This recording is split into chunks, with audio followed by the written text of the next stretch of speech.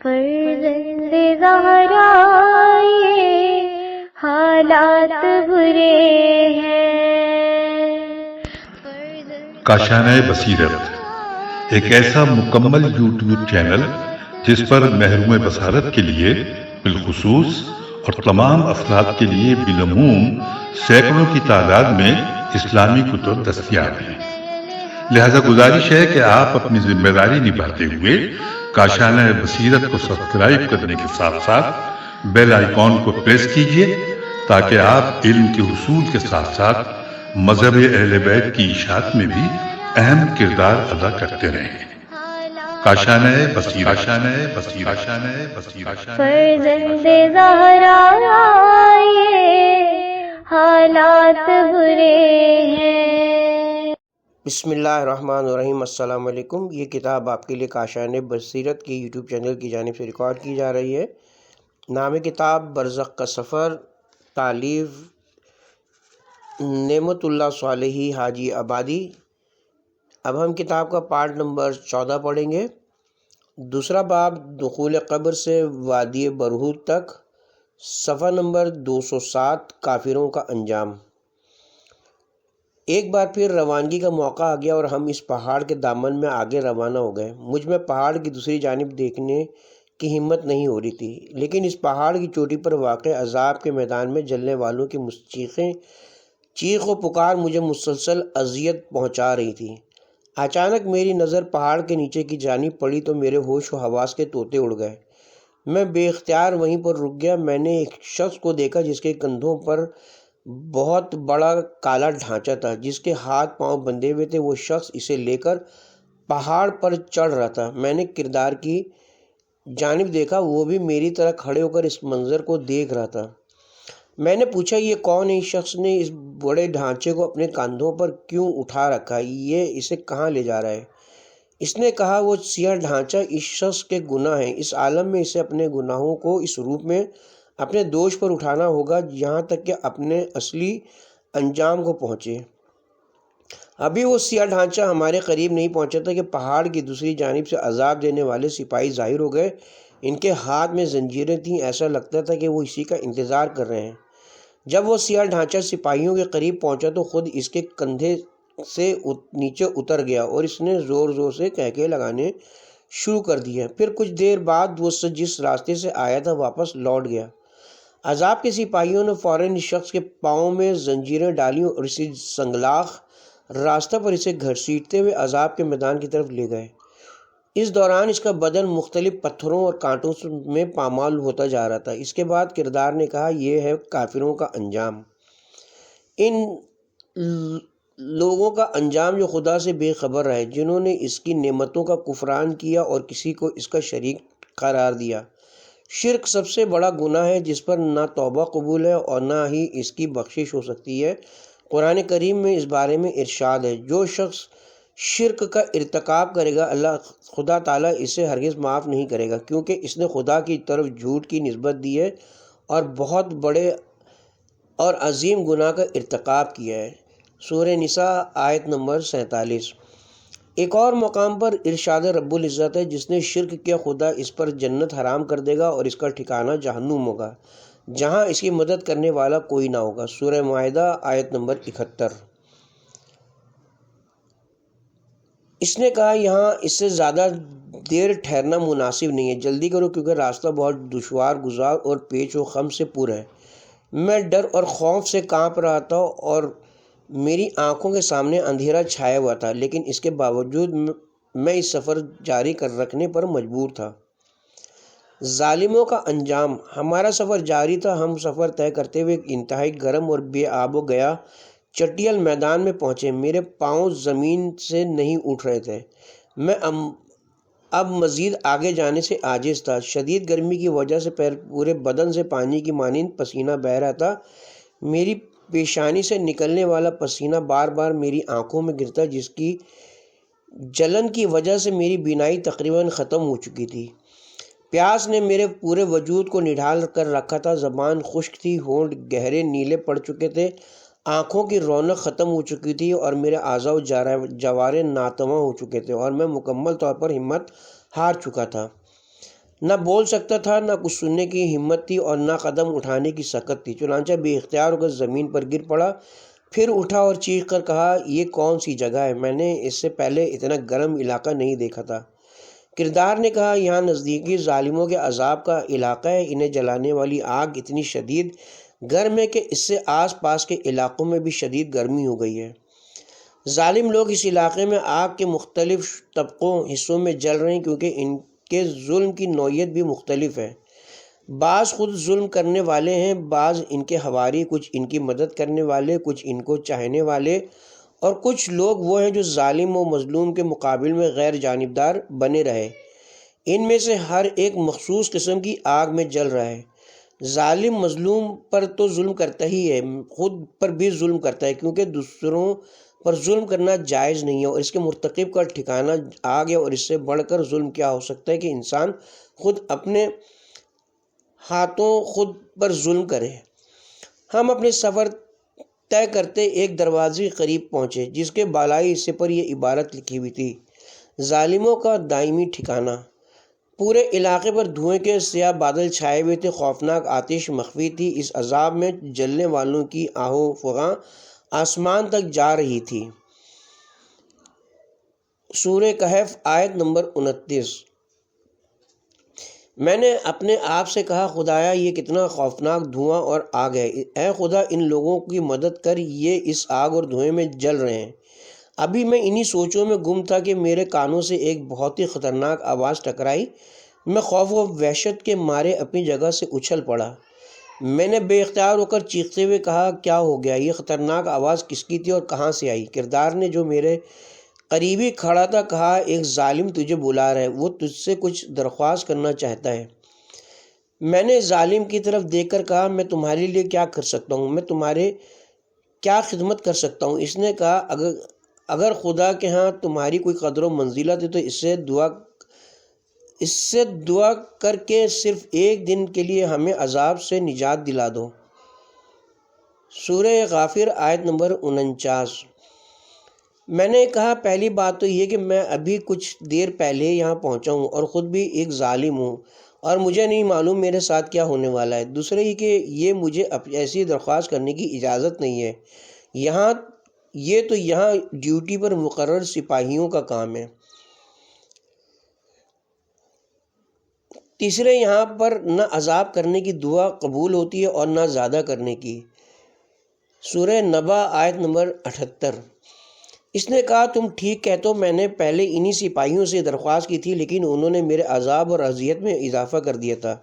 ایک سپاہی نے بلند آواز سے مجھے کہا، خدا کا شکر ہے جس نے تم ظالموں کو یہ دردناک عذاب نصیب کیا ہے۔ کیا تمہیں یاد ہے جب اللہ کے نبی، ائمہ معصومین علیہ السلام، اولیاء خدا اور مومنین تمہیں اللہ تعالیٰ کا یہ قول سناتے تھے، اے ایمان والو، خود اور اپنے اہل خانہ کو جہنم کی آگ سے بچاؤ جس کا ایندھن انسان اور بت ہوں گے۔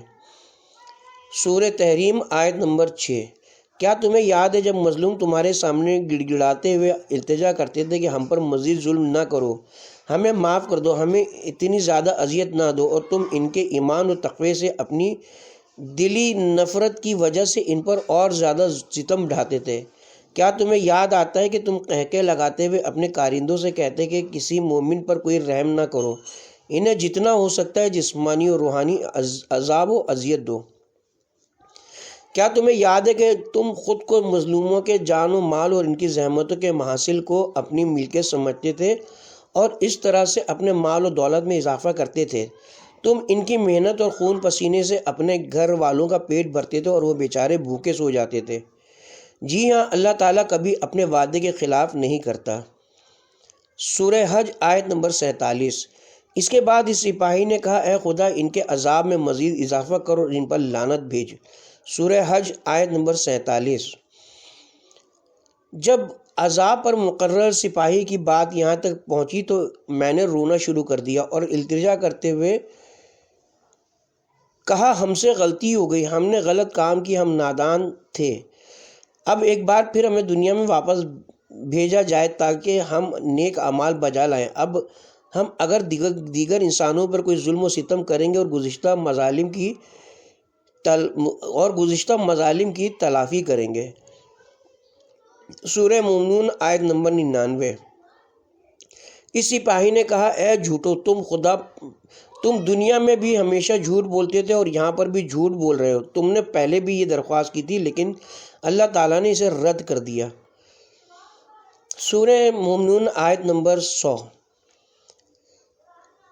اس کے بعد اس نے کہا یہ عذاب جس میں اب تم مبتلا ہو، یہ اس دردناک اور عظیم عذاب کے مقابلے میں ایک ذرے کی حیثیت رکھتا ہے جو آخرت میں تمہارا مقدر بنے گا۔ تمہارے سنگین جرائم پر ابھی تک تمہاری اصل سزا کا اعلان نہیں ہوا۔ ابھی تک تمہارے خلاف دعویٰ کرنے والے اصل لوگ یعنی اللہ کے پیغمبر اور ائمہ معصومین علیہ السلام نے خدا کی عدالت میں اپنا دعویٰ دائر نہیں کیا۔ ابھی تو تمہیں اس بھیانک صورتحال کا بھی سامنا کرنا ہے۔ کتاب کا حوالہ سورہ اعراف آیت نمبر 71۔ ظالم کے کردار کی ایک جھلک۔ یہ باتیں ختم ہوئیں تو میں نے اس ظالم سے کہا اگر تمہیں ناگوار نہ گزرے تو ذرا ہمیں دنیا میں اپنے اعمال و کردار کے بارے میں تو کچھ بتاؤ تاکہ ہمیں معلوم ہو سکے کہ تمہیں یہ دردناک عذاب کن گناہوں کی پاداش میں نصیب ہوا ہے۔ ظالم نے کہا اگر سچ پوچھو تو ہم لوگ جنہیں یہاں پر جمع کر کے عذاب دیا جا رہا ہے ہم بہت گناہ گار ہیں۔ ہم نے دیگر انسانوں پر بہت ظلم کیے اور ان کے مال و دولت پر ناجائز قبضہ کیا۔ ہم ان کا حق ہڑپ کر جاتے تھے اور ان کی توہین کیا کرتے تھے۔ میں نے کہا اگر تم لوگوں نے ایسا نہ کیا ہوتا تو تمہارا مقام یہ نہ ہوتا اور تم اس سخت عذاب میں گرفتار نہ ہوتے۔ اگر ہو سکے تو ذرا تفصیل سے اپنی رودات سناؤ اور ہمیں اپنے اعمال سے آگاہ کرو۔ اس نے کہا ہم طاقت، دھوکے اور فریب کے بل بوتے پر کسی سے اس کا حق چھین لیتے اور اسے اپنے نام منتقل کر کے اس سے محروم کر دیتے۔ ہم نے اقتدار اور حکومت کو اس کے اصل حقداروں سے چھین کر اپنے قبضے میں کر لیا تھا، حالانکہ قرآن پاک کے مطابق حکومت و اقتدار کے اصل وارث پیغمبران الہی ائمہ معصومین علیہ السلام اور اس کے وہ نیک بندے ہیں۔ سورہ آل عمران آیت نمبر 25۔ جو حکومت حاصل کر کے اس کے ذریعے لوگوں کو حق کی ہدایت کریں اور لوگ نماز قائم کریں، زکوٰۃ دیں، یہ ہستیاں لوگوں کو اقتدار کے ذریعے برے کاموں سے روکیں تاکہ لوگ صحیح طریقے سے خدا تعالیٰ کی بندگی کریں۔ سورہ انبیاء آیت نمبر 72۔ ہم انہیں اقتدار سے محروم کر کے خود ناحق اقتدار پر قابض ہو گئے۔ ہم نے اس دنیا فانی کی چند دن کی رنگینی، عیش و عشرت اور کھلی آزادی کو حاصل کر کے آہستہ آہستہ معاشرے سے امر بالمعروف اور نہی عن المنکر کو ختم کر دیا اور اس کی بجائے معاشرے میں فحاشی، عریانی اور بے حیائی کو فروغ دیا۔ میں نے اللہ تعالیٰ کی حلال کردہ چیزوں کو حرام کیا اور حرام کردہ چیزوں کو حلال کیا۔ سورہ بقرہ آیت نمبر 75۔ اس بارے میں حضرت صلی اللہ علیہ وسلم سے ایک حدیث منقول ہے۔ آپ صلی اللہ علیہ وآلہ وسلم نے فرمایا محمد صلی اللہ علیہ وسلم کا حلال قیامت تک حلال ہے اور محمد صلی اللہ علیہ وآلہ وسلم کا حرام قیامت تک حرام ہے۔ حالانکہ حلال اور حرام کو قیامت تک اپنے حالت پر باقی رہنا چاہیے تھا، لیکن حلال قیامت تک حلال رہتا اور حرام قیامت تک حرام رہتا۔ ہم نے اپنی بے حیائی اور لچر پن کو درست ظاہر کرنے کے لیے مغرب کی غلط ثقافت کا سہارا لیا۔ اس کے ذریعے ہم نے معاشرے سے پاکیزہ اسلامی ثقافت کا خاتمہ کیا۔ ہم نے خود کو ایسا ظاہر کیا ہوا تھا کہ لوگ ہماری باتوں کو حکم خدا اور حکم رسول سمجھتے تھے۔ ہم اپنے غلط اور ناجائز کاموں کو درست ثابت کرنے کے لیے خود جعلی حدیثیں گڑھتے اور اس مقصد کے لیے دوسروں کو پیسے دے کر بھی جعلی حدیثیں گڑھواتے۔ ہم طاقت اور پیسے کے بل بوتے پر مدتوں انہیں اپنے ناپاک عزائم کے حصول کے لیے استعمال کرتے رہے۔ ہم خدا کے نیک بندوں، علماء حق اور معاشرے کے دردمند نیک افراد کے خلاف غلط پروپیگنڈا کرتے اور لوگوں کو ان کے خلاف اکساتے، یہاں تک کہ لوگ ان پاک ہستیوں کے خون میں ہاتھ رنگنے پر تیار ہو جاتے۔ ہم دھوکے اور جھوٹ کے بل بوتے پر خود کو لوگوں کا حاکم اور ان کے ہر سیاہ و سفید کا مالک پیشوا ظاہر کرتے۔ لوگ ہمارے دھوکے میں آ کر مکمل اعتقاد کے ساتھ ہماری پیشوائی قبول کر لیتے۔ ہم لوگوں کو یہ باور کراتے تھے کہ اگر ہم نہ ہوتے تو وہ بھوکے مر جاتے۔ دشمن ان پر غالب آ جاتا، انہیں تباہ و برباد کر کے ان کے بیوی بچوں کو اسیر بنا لیتا۔ ہمارا غلط پروپیگنڈا اتنا مؤثر تھا کہ سادہ لوگ ہمیں دعائیں دیتے اور خدا سے ہماری سلامتی اور طول عمر کی دعائیں مانگتے۔ ہم ان علماء اور مراجع اعظام کے بارے میں جھوٹی افواہیں اڑاتے جو ہمارے ناپاک عزائم سے لوگوں کو باخبر کرتے۔ ہم ان پر جھوٹے الزام لگاتے اور انہیں بدعمل، بکا ہوا اور بیرونی طاقتوں کا ایجنٹ ظاہر کرتے۔ ظالم کے مددگاروں کا انجام۔ میں نے چند قدم اس طرف ایک شخص کو کھڑے دیکھا جس کے سر اور چہرے پر سپاہی تازیانے مار رہے تھے۔ وہ مسلسل چیخ کر مدد مانگ رہا تھا، لیکن کوئی اس کی مدد کرنے والا نہ تھا۔ میں نے کردار سے کہا، چلو آؤ اس شخص کے پاس جا کر اس کے حالات معلوم کرتے ہیں، اس سے پوچھتے ہیں کہ اس نے دنیا میں کون سا گناہ انجام دیا ہے جس پر اسے یہ سزا دی جا رہی ہے۔ جب ہم اس کے قریب پہنچے تو کردار نے اسے پوچھا، تم ان ظالم لوگوں کے ساتھ اس جگہ کیا کر رہے ہو؟ تم کون ہو؟ کیا کرتے رہے ہو؟ اور تمہیں یہ عذاب کیوں دیا جا رہا ہے؟ کیا تم ہمیں اس کی وجہ بتا سکتے ہو؟ اس نے کہا، کاش تم مجھ سے یہ سوال نہ کرتے، کاش تم مجھ سے ملاقات نہ کرتے۔ مجھے اپنا تعارف کرواتے ہوئے بڑی شرم آ رہی ہے، مجھے اپنے اعمال بتاتے ہوئے بہت شرمندگی ہو رہی ہے، لیکن چونکہ تم نے پوچھا ہے اس لیے مجھے جواب دینا ہی پڑے گا۔ البتہ تمہیں یہ معلوم ہونا چاہیے کہ میں ظالم نہیں ہوں، میں نے کبھی بھی کسی پر ظلم و ستم نہیں کیا۔ میں پابند صوم و صلاۃ، قرآن کی تلاوت کیا کرتا تھا اور تمام اسلامی تعلیمات پر عمل پیرا تھا۔ مجھ میں صرف ایک برائی تھی اور وہ یہ کہ میں دنیا کے مال و دولت کو جمع کرنے کا بہت طمع اور حرص رکھتا تھا۔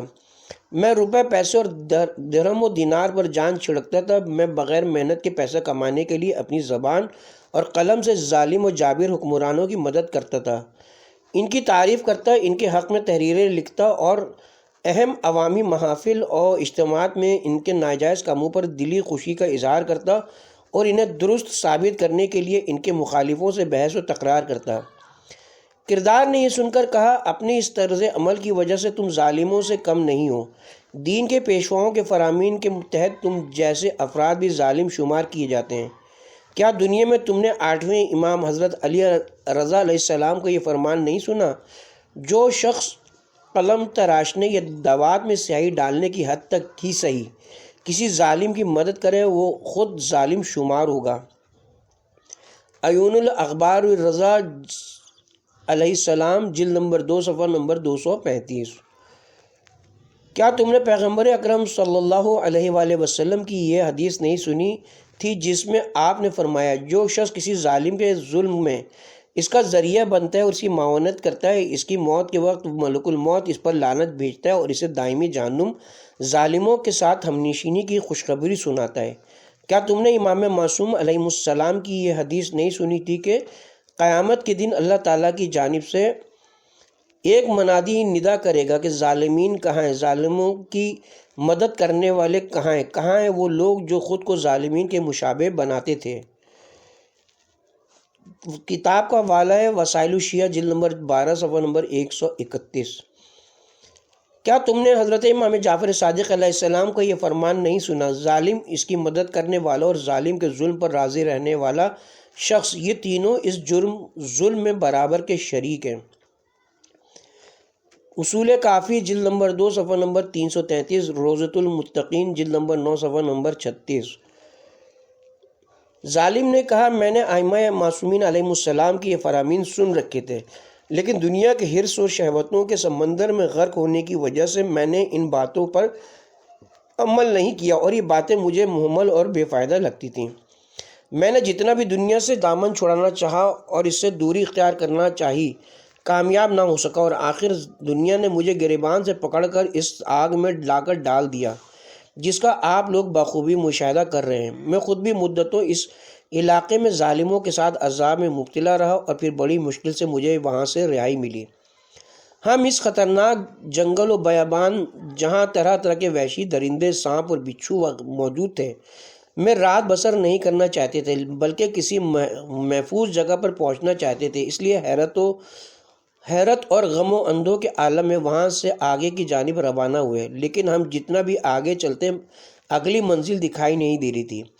میں نے کردار کی طرف دیکھ کر کہا کہ کیا تمہیں معلوم ہے کہ اگلی منزل کتنی دور ہے؟ اس نے کہا بس تھوڑی دور ہے، لیکن تم جتنا تیز چل سکتے ہو چلو، کیونکہ اس بیابان میں رات گزارنا کسی لحاظ سے بھی ٹھیک نہیں ہے۔ ہم چلتے رہے اور عشاء کے وقت اگلی منزل پر پہنچ گئے۔ نماز عشاء کو ترک کرنے والوں کا انجام۔ اس منزل پر ہم نے کچھ لوگوں کو دیکھا جو بہت حسرت اور غم کے عالم میں اپنے سر اور چہرے کے ایک طرف کو ایک بہت بڑے پتھر سے ٹکرا کر زخمی کر رہے تھے۔ جب وہ حصہ ٹوٹ جاتے تو دوسری طرف مارنا شروع کر دیتے۔ وہ مسلسل اس عمل کو دہرا رہے تھے۔ جس حصے کی طرف وہ پتھر سے ٹکراتے وہ حصہ ٹوٹ جاتا اور دوسری جانب کا حصہ خود بخود صحیح ہو جاتا۔ میں نے کردار سے کہا یہ کون لوگ ہیں اور انہوں نے دنیا میں کیا عمل انجام دیا؟ اس نے کہا یہ نماز عشاء پڑھے بغیر سو جانے والے لوگ ہیں، یا راتوں کو دیر تک جاگ کر اپنے کاموں میں لگے رہتے اور نماز قضا ہو جاتی۔ کردار نے اپنی بات جاری رکھتے ہوئے کہا اگر نماز عشاء کو اس کی شرائط کے ساتھ باقاعدگی بر وقت پڑھا جائے تو انسان درج ذیل دو خصوصیات کا مالک بن جاتا ہے۔ نمبر 1، نماز عشاء پڑھنے کی وجہ سے اس کی قبر اور قیامت کی تاریکی روشنی اور نور میں تبدیل ہو جاتی ہے، حالانکہ اصل میں یہ دونوں تاریک مقامات ہیں۔ نمبر 2، نماز عشاء پڑھنے والے کے بدن پر جہنم کی جلا دینے والی آگ حرام ہے۔ لیل الاخبار جلد نمبر 4 صفحہ نمبر 7۔ جب کردار کی بات ختم ہوئی تو میں نے ان لوگوں کے بارے میں جو اپنا سر پتھر سے ٹکرا کر اسے زخمی کر رہے تھے کہا یہ لوگ نماز پنجگانہ کی واجب 17 رکعتوں میں سے 4 رکعت ترک کرنے کی وجہ سے اس دردناک عذاب میں مبتلا ہوئے ہیں۔ اگر یہ لوگ تمام پنجگانہ نمازوں کو ترک کر دیتے تو انہیں کیا سزا ملتی؟ کردار نے کہا جس کا جتنا بڑا گناہ ہوگا اسے اتنی بڑی سزا ملے گی۔ اس موقع پر میں نے کسی کو اپنی جانب آتے ہوئے دیکھا اور مجھے ہاتھ سے پکڑ کر ایک چٹان کے قریب لے گیا اور کہا تم بھی تو نماز عشاء نہیں پڑھتے تھے، تم بھی کچھ عرصے تک اپنا سر اور منہ اس چٹان سے ٹکراتے رہو۔ بے نمازیوں کا انجام۔ حضرت نبی اکرم صلی اللہ علیہ وسلم بے نمازوں کے بارے میں فرماتے ہیں جو شخص نماز کا وقت ہو جانے پر اس نماز کو ادا نہ کرے خدا تعالیٰ اسے جہنم کے ایک مخصوص صحرا میں ڈال دے گا جہاں اسے سخت عذاب دیا جائے گا۔ جامع الاخبار صفحہ نمبر 74۔ نیز آپ صلی اللہ علیہ وآلہ وسلم نے فرمایا اگر کوئی شخص نماز جو دین کا ستون ہے کو جان بوجھ کر بغیر کسی شرعی عذر کے ترک کرے اس نے اپنے دین کو تباہ کیا اور اس دنیا سے بے دین اٹھے گا۔ جامع الاخبار صفحہ نمبر 73۔ اس کے بعد کردار نے کہا تمہیں ایک دلچسپ حقیقت سے آگاہ کرتا ہوں اور وہ یہ ہے کہ بے نماز انسان شیطان سے کئی ہزار گنا بدتر اور پست ہے، اس لیے کہ شیطان نے اپنی ضلالت اور پستی کے باوجود خدا سے یہ نہیں کہا کہ میں تمہیں سجدہ نہیں کروں گا، بلکہ اس نے عرض کی اے خدا میں تجھے ہمیشہ سجدہ کرتا رہوں گا اور تیری عبادت کرتا رہوں گا، بس تو مجھے آدم کو سجدہ کرنے کا حکم نہ دے۔ لیکن بے نماز شخص دراصل خدائے بزرگ و برتر کے سامنے کھڑا ہو کر کہتا ہے اے خدا مجھے تیری کوئی پرواہ نہیں، میں تیری عظمت و جلالت کے سامنے اپنا سر نہیں جھکاؤں گا۔ ایسا انسان زندگی میں کئی بار اپنے ضعیف و ناتوان انسانوں کے سامنے سر تسلیم خم کرتے ہوئے ان کے آگے سر جھکاتا ہے۔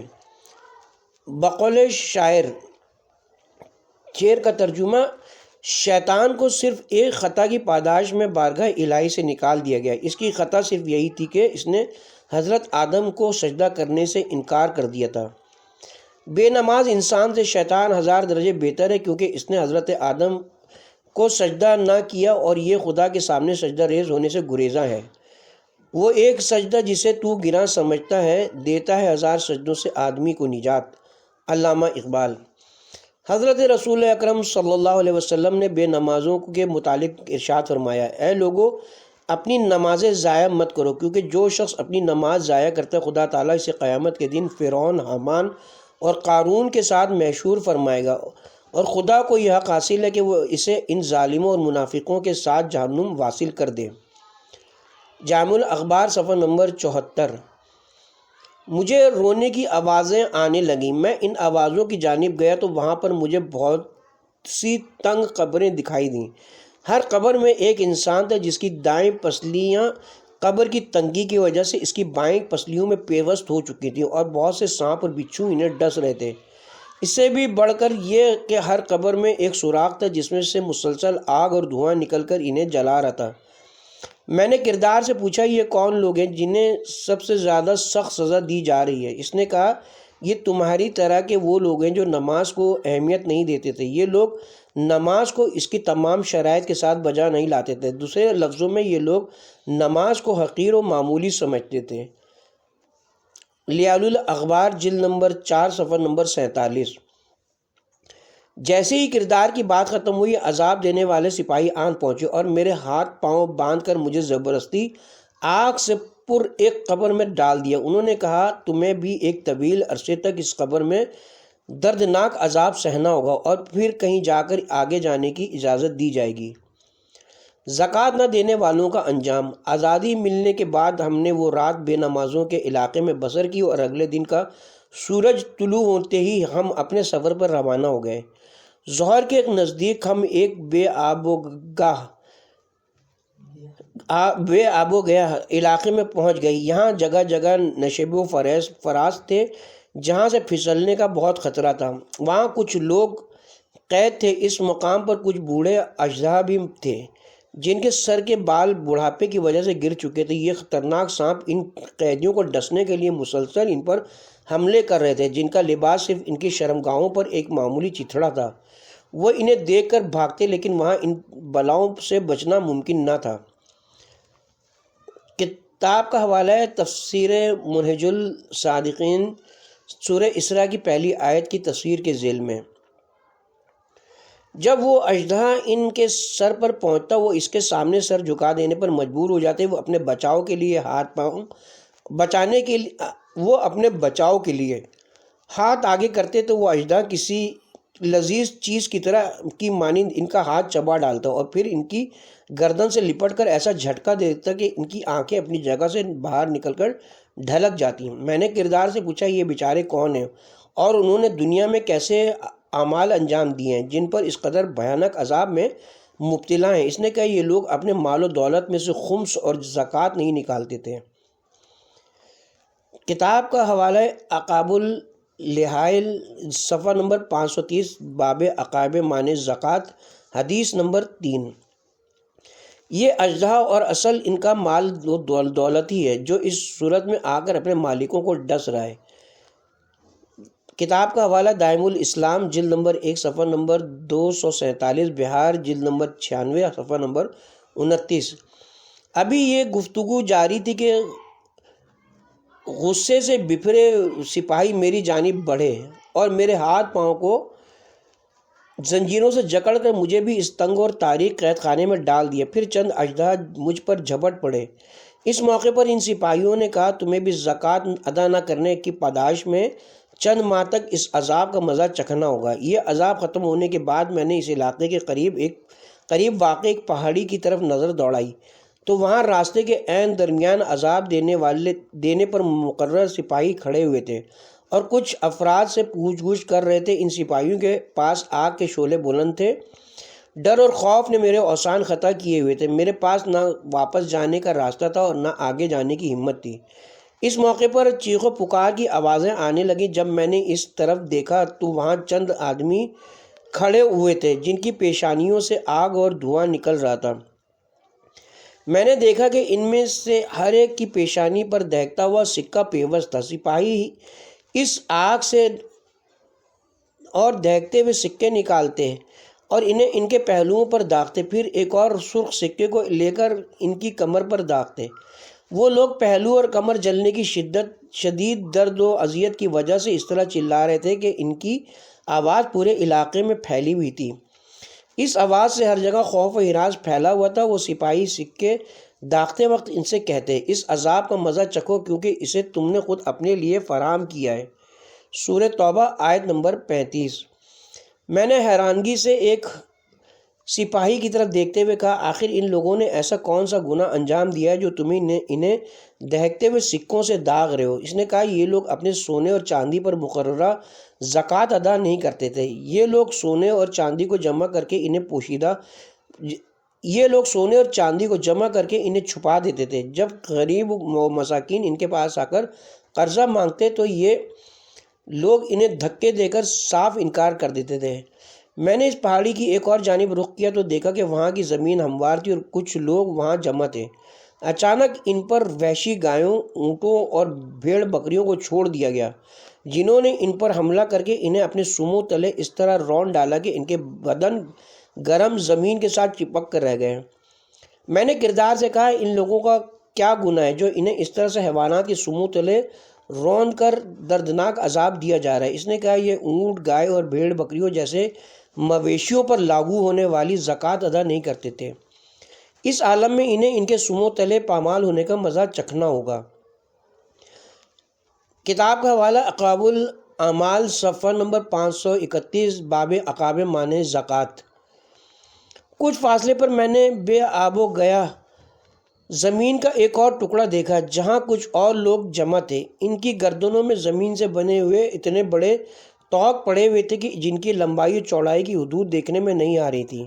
یہ طوق اتنے وزنی تھے کہ ان کی گردنیں جھک کر زمین کو چھو رہی تھیں۔ میں نے کہا، یہ لوگ کون ہیں اور ان کی یہ حالت کس وجہ سے ہے؟ کردار نے کہا، یہ وہ زمیندار تھے جو کھجور، انگور، جوار، جو اور گندم کی فصلوں پر مقرر کردہ زکوٰۃ ادا نہیں کرتے تھے۔ جو لوگ اپنی ان فصلوں پر لاگو ہونے والی زکوٰۃ ادا نہیں کرتے، خدا تعالیٰ اس فصل کی زمین کو اس کے 7 طبقوں سمیت طوق کی صورت میں ان کی گردنوں میں ڈال دیتا ہے، اور قیامت کے دن بھی یہ لوگ یہی طوق گردن میں لے کر میدان محشر میں حاضر ہوں گے۔ کتاب کا حوالہ ہے عقاب الاعمال صفحہ نمبر 531، باب معنی زکوٰۃ، حدیث نمبر 3۔ یہ لوگ میدان محشر میں اس حالت میں پیش ہوں گے کہ ان کے ہاتھ ان کی گردن سے بندھے ہوئے ہوں گے، ان میں ہلکی سے ہلکی چیز اٹھانے کی طاقت نہ ہوگی۔ ان کے ساتھ کچھ فرشتے ہوں گے جو مسلسل انہیں جھڑکتے رہیں گے اور چیخ چیخ کر کہہ رہے ہوں گے، اے اہل محشر، یہ وہ لوگ ہیں جنہیں اللہ تعالیٰ نے اپنے بے پناہ مال و دولت سے نوازا تھا، لیکن یہ اس میں سے اللہ اور اس کے رسول اور مستحقین کا حصہ ادا نہیں کرتے تھے۔ کتاب کا حوالہ ہے عقاب الاعمال صفحہ نمبر 530، باب معنی زکوٰۃ، حدیث نمبر 2۔